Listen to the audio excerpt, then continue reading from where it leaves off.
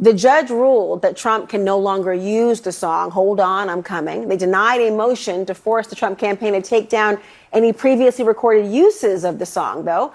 Are you satisfied by this result? Oh, I'm absolutely satisfied by this result.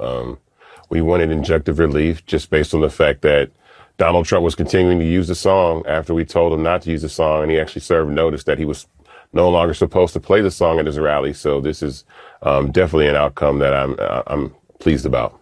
And why is it so meaningful to you, more broadly, for this song and your father's legacy not to be used in this way? Well, my father lost the rights to his music a year before I was born. It took us 56 years just to get this copyright back, and we got it back in March of 2022.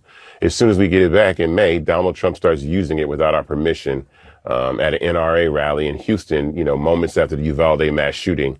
So I was definitely not pleased about that. I sent out a tweet about that. Later, a cease and desist went out. So it's important because, we have to fight to get these copyrights back. A lot of artists get taken advantage of. And I want to make sure that people understand how important owning your publishing is for situations like this. 50 years to lose a copyright in this work that others were likely profiting on, James, is a story of far too many artists, particularly of that particular generation and ongoing today. I wonder, from your perspective, James, what else are you looking for from the Trump campaign? Because the songs have been played, they've been associated at different points in time. Is it too late to course correct? And what are the next steps? Oh, no, it's not too late. They tried a creative argument today of free speech and also trying to say fair use, but we rejected that, as did the judge. What's going to happen now, Laura, is we're going to go through some 50 uses that we've seen since June when they got the letter. We sent the letter, BMI sent the letter, which is a music society that collects royalties. We're going to go through these 50 plus uses and determine how much they owe the Hayes family. And if we can't settle it, we'll go on to trial. But I think the move today is let's figure out how to settle this.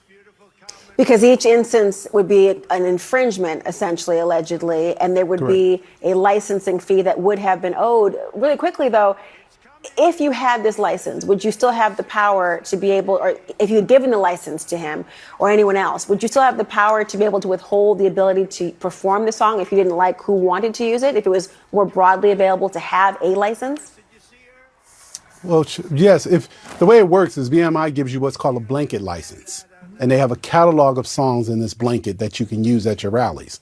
Issac Hayes and Issac Hayes III, the estate of Issac Hayes, notified Trump's team they no longer could use this song. It's a political rally, political exceptions to the blanket license that allows you to pull a certain song out.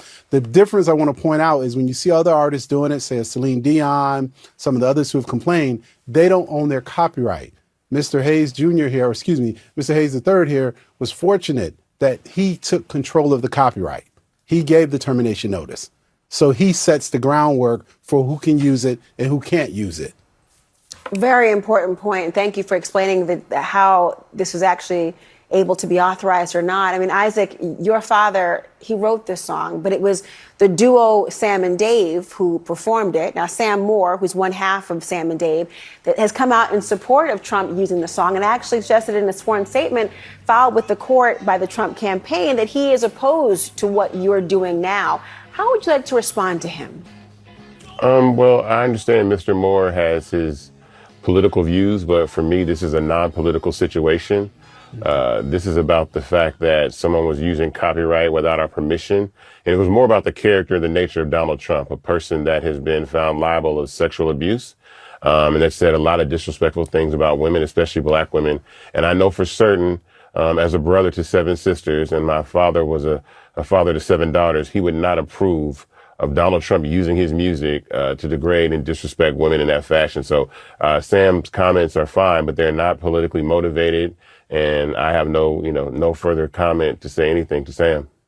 Laura, may I point something out? Go ahead, please. Sam does not own the copyright. And I want your viewers at home to understand a lot of people sing songs, but they don't own the songs.